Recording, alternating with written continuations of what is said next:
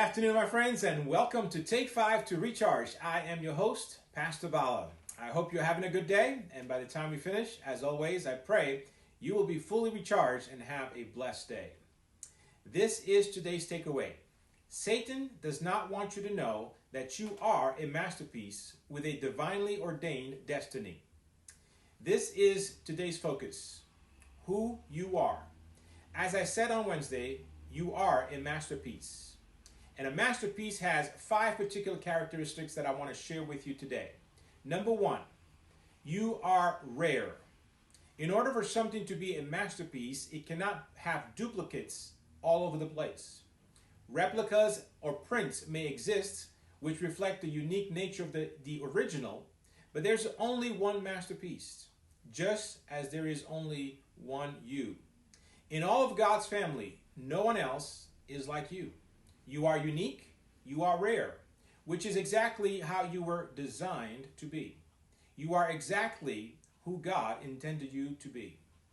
Secondly, you are special. A masterpiece is special, just like you. In fact, you are so special that God sent his own son to live, die, and rise from the dead for you, so that you could become all that God intended you to be. Knowing who you are changes your perspective. Therefore, you act differently, think differently, talk differently, walk differently, live differently, because you are different. Thirdly, you are valuable. People pay a lot of money to own a masterpiece. In fact, most masterpieces are carefully locked away in secure and protected locations such as museums and art galleries. The average person could never afford to own a masterpiece. That speaks volumes to the value of a masterpiece. Now, people may have said many awful things about you or to you.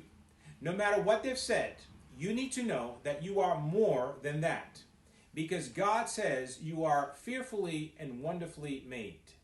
Now, you can either choose to believe God or believe those who could not see in you all that God created you to be. Number 4, you are named. Artists and sculptors who create masterpieces give their creation names that reflect their meaning and purpose. You also have a name. Your name expresses the divine reason for your existence. You have a name on earth. It could be your given name, a spiritual name, a nickname, a title, or some other name that best reflects who you are. In biblical times, a name frequently indicated the nature, purpose, and makeup of the individual. A name often determined the expectation for what a person would become. Sometimes a person's name was even changed to better reflect his or her purpose on earth.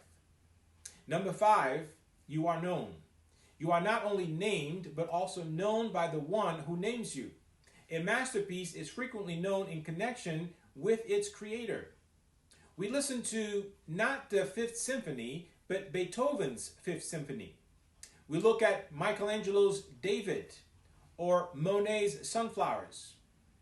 A masterpiece is rarely known simply by its own name, but also by the one who made it, the master of the piece.